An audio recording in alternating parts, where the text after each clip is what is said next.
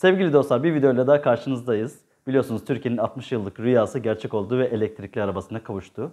Peki piyasadaki elektrikli arabalarla TOG'u kıyasladığımızda hangileri daha iyi? TOG onlara kıyasla iyi yönleri, eksi yönleri, artıları neler? Bunları sizlerle birlikte masaya yatıracağız. Kimsenin yapmadığı kıyaslamayı ben siz için yapacağım. Ama önce sizi fütüristik bir dünyaya götürmek istiyorum. Elektrikli arabaların bizi götüreceği noktaya. Şimdi görüntülere dikkatlice bakın. Bu gördüğünüz araba Mercedes-Benz'in yeni konsept otomobili Vision Avatar arkadaşlar. Makine, insan ve doğa üçlüsünü bir araya getiriyor. Fütüristik bir dünyanın kapılarını açan otomobil 2009'da çıkan ve rekorlar kıran Avatar filminden esintiler taşıyor. Kullanıcılarıyla bağlantı kuran ve dünyayı hissetmenize izin veren otomobil adeta bir canlı organizma gibi hareket ediyor. Ön konsolundan tasarımına, lastiklerinden jantlarına kadar bu otomobil size inanılmaz bir dünyanın kapılarını açıyor.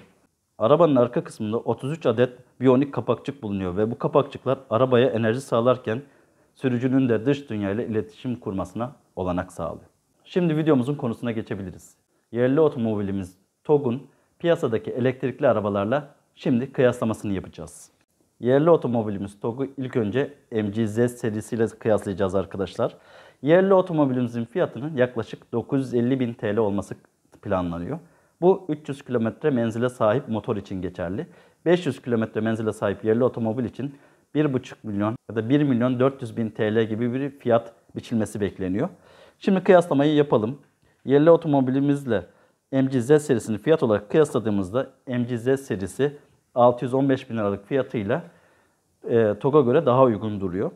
Ama batarya, menzil ve motor ve şarj süresi olarak baktığımızda yerli otomobilimiz TOG MG-Z serisini geride bırakıyor. İkinci olarak ise piyasada çokça gördüğümüz Hyundai Kona elektrik arkadaşlar. Piyasada 100 kW batarya ile satılıyor. 150 kW batarya şu an piyasada satılmıyor. Peki yerli otomobilimiz TOG'la kıyasladığımızda hangisi daha iyi? Hemen bakıyoruz. Fiyat olarak 836.000 TL bir fiyatı var Kona elektriğin ve yerli otomobilimize göre 100.000 TL daha ucuz görünüyor şu an itibariyle. Batarya, motor, menzil ve şarj süresi olarak yine yerli otomobilimiz TOG Kona elektriği geride bırakıyor. Üçüncü sırada ise SRS3 modeli var arkadaşlar. Fiyatı 920.000 TL. Fiyat olarak TOG'la kafa kafaya diyebiliriz.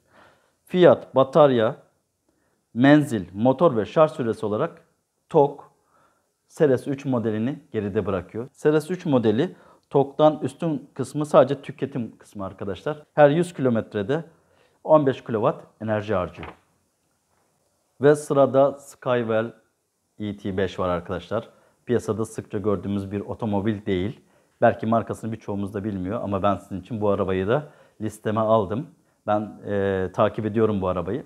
D segment bir araba. C SUV değil, bunu bilin. Ama yine de ben bu listeyi aldım. Fiyatı 1 milyon TL'den başlıyor. Paketlerine göre 1.200.000 TL'ye kadar çıkıyor. Ben bu fiyatları güncel olarak bu tarih itibariyle aldım. Fakat yerli otomobilimiz TOG'la kıyasladığımızda fiyat, batarya, menzil, motor ve şarj süresi olarak yerli otomobilimiz TOG Skywell ET5'i geride bırakıyor diyebiliriz. Skywell ET'nin tek de avantajı tüketim oldu arkadaşlar. 100 kilometrede 17 kW enerji tüketiyor. Ve geldik Kia Niro'ya arkadaşlar.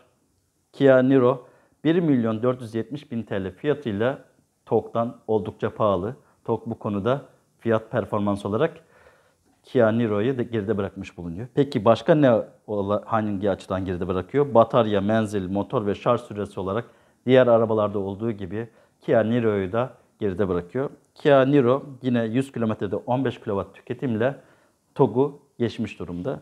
TOG'un bu konuda biraz ilerleme kaydetmesi gerekiyor arkadaşlar. Ve son iki arabaya geldik arkadaşlar. Sondan bir önceki Volvo XC40. Yine TOG'la kıyasladığımızda yüksek bir fiyat karşımıza çıkıyor. 1.600.000 TL. Gerçekten yüksek bir rakam. Ve TOG Volvo XC40'ı fiyat, batarya, menzil, motor, tüketim ve şarj süresi olarak her klasmanda Volvo XC40'ı geride bırakıyor. Ve geldik son sıraya. Son sırada ise Subaru Solterra var arkadaşlar. Piyasaya bu sene çıktı. Bu yaz piyasaya çıktı açıkçası. takip ettim ben de Subaru'yu. Ama fiyat performans olarak en pahalı otomobillerden birisi. Subaru Solterra 1.652.000 TL fiyatıyla bütün arabaları geride bırakıyor açıkçası. Ben bu listemde 2 milyon TL ve altı arabaları baz aldım arkadaşlar. Diğer Tesla gibi modelleri bu klasmana almadım. Çünkü C SUV modellerin hepsini bir arada kıyaslamaya çalıştım. Yine fiyat performansı, batarya, menzil, motor ve şarj süresi olarak TOG Subaru Solterra'yı geride bırakmış durumda. Subaru Solterra'nın tek avantajı 100 kilometrede 16 kW enerji tüketimi olması arkadaşlar. Dediğim gibi yerli otomobilimiz şu an 100 kilometrede 18 kW enerji tüketiyor. Bunu 15, 14, 12'leri çekerse mükemmel bir fiyat performans yakalamış olacak. Evet, listemi sizle paylaştım arkadaşlar. Peki merak edilen başka konular da var. Türkiye'de ne kadar elektrikli araba var? Şarj üniteleri yeterli mi? Bunlarla ilgili de sizle hazırlık yaptım açıkçası. Şarj istasyon sayısı şu an Türkiye'de 3457 şarj istasyonu bulunuyor arkadaşlar. Bu şarj istasyonlarının %60'ına yakını İstanbul'da bulunuyor. İl il sayacak olursak İstanbul'da 1265, Ankara'da 320, İzmir'de 235, Antalya'da 132 ve Muğla'da 128 şarj istasyonu bulunuyor arkadaşlar. Bence yeterli ve her geçen gün bu sayı artmakta. TOG'un da biliyorsunuz şarj istasyon sayısı artıyor her geçen gün. 2023'e kadar 1000 istasyona ulaşacaklar. Böylece bu şarj istasyonları sayısı da artmış olacak.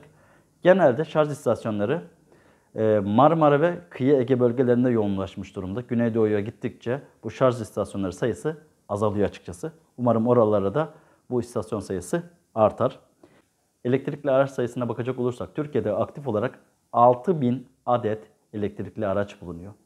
İller bazında baktığımızda ise İstanbul'da 3496, Ankara'da 555, İzmir'de 441 ve Antalya'da 213 elektrikli araç bulunuyor arkadaşlar. TOG'la birlikte bu sayı yukarıya doğru gidecektir. Ve bir videonun daha sonuna geldik arkadaşlar. Ben elimden geldiğince size yerli otomobilimiz TOG ve elektrikli arabalarla ilgili en iyi bilgileri ve en iyi kıyaslamaları yapmaya çalıştım. Umarım memnun kalmışsınızdır. Bir sonraki videoda görüşmek üzere. Kendinize, sevdiklerinize ve değer verdiğiniz ne varsa hepsine çok iyi bakın. Sevgiyle kalın.